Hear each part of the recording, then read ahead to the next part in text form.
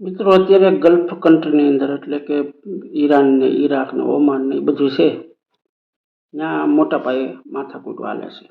રોજના બૂમગોળા ફૂટે છે, મિસાઇલોના ધડાકા થાય છે, મોટા મોટા પ્લેને નીકળે છે.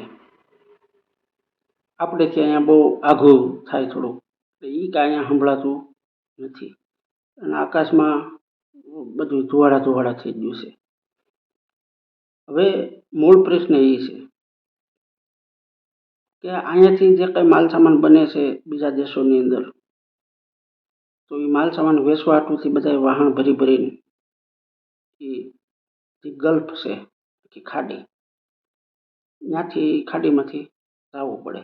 અને ખાડીની અંદર એક હાકડું એવું નેરા જેવું છે, એમાંથી વાહન બધા જાય અને યુરોપ કન્ટ્રીની અંદર એ યુરોપ બાજુ ત્યાંથી માલ સામાન લેન્ડ કરીને પછી લઈ જતા હોય.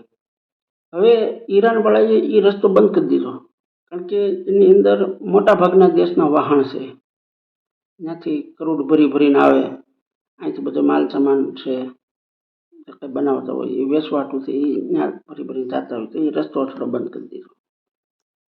તો એ હવે 15-20 દિવસ થઈ ગયા, તો ત્યાં કાંઈ હલચલ થતી નથી. અને કોઈ ટ્રાય કરે ધીમે ધીમે એમ હેરવવાની, તો ઓલા ધડાકા બોલાવી દે, એ વાહન ત્યાંથી ઉડી જાય.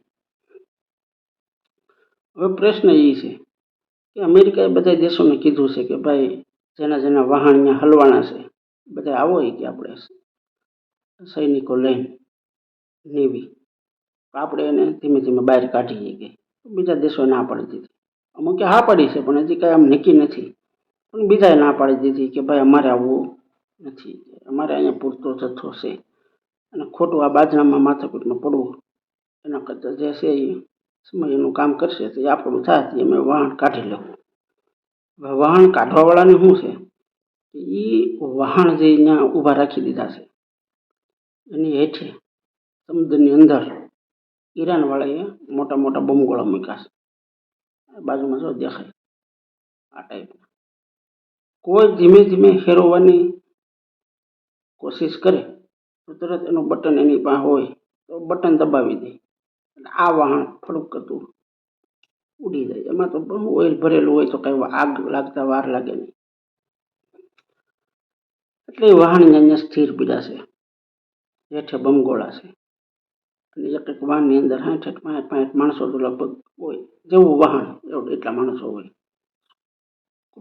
સ્ક્રૂ એવા કંઈક એવાના મેમ્બર હોય એનું સંચાલન કરવા માટે. બસમાં કેમ ડ્રાઈવર ને કંડક્ટર ને હોય, બધે ટ્રેનની અંદર ટીટી હોય, એ બધા એમાં ભીરા હોય. ટાઈમે ટાઈમે બધું એનું મેન્ટેનન્સ ને ચાલુમાં બધું રાંધવા હાટું થઈને, કારણ કે વાહન એક દેશમાંથી બીજા દેશમાં જતા તો વાર તો લાગે, એ બધું એની અંદર હોય. આપણે ગયા નથી પણ આવું હોય, અને હોય જ નહીં તો નકર તો કેમ ભૂખા મરી જાય. એટલે આ આખું આ રીતનું વાતાવરણ ઊભું થયું છે. અને એવું લાગતું નથી કે આનો કાંઈ નિવેડો આવે ટાઈમસર. સમયનું કામ કરે છે.